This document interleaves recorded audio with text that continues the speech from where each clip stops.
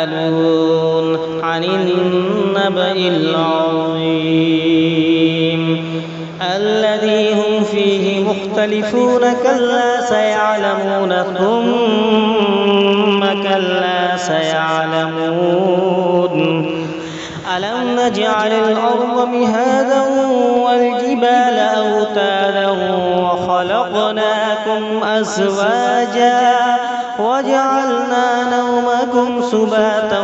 وجعلنا الليل لباسا وجعلنا النهار معاشا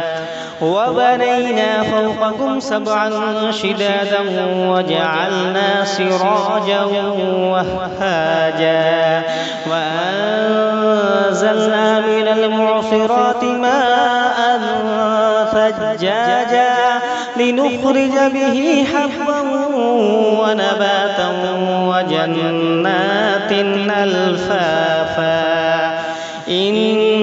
يوم الفصل كان ميقاتا يوم ينفخ في الصور فتأتون أفواجا وفتحت السماء فكانت أبوابا وسيرت الجبال فكانت سرابا إن جهنم كانت مرصادا للطاغين مآبا لابثين فيها أحقابا لا يذوقون فيها بردا ولا شرابا إلا حميما وغساقا جزاء وفاقا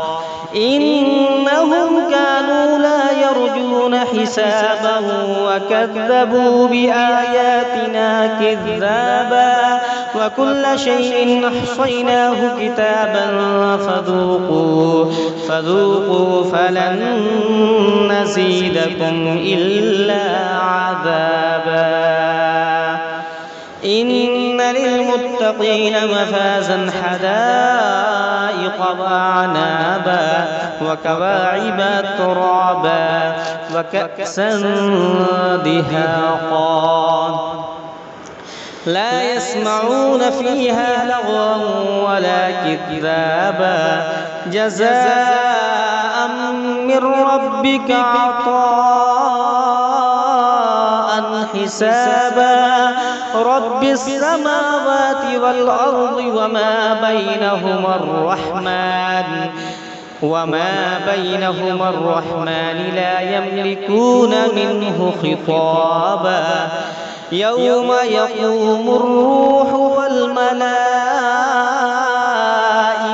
صفا لا يتكلمون إلا من أذن له الرحمن وقال صوابا ذلك اليوم الحق فمن شاء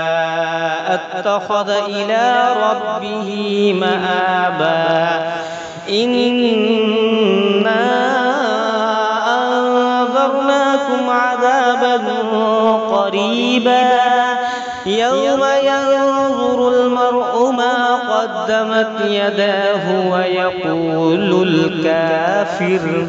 ويقول الكافر يا ليتني كنت ترابا. الله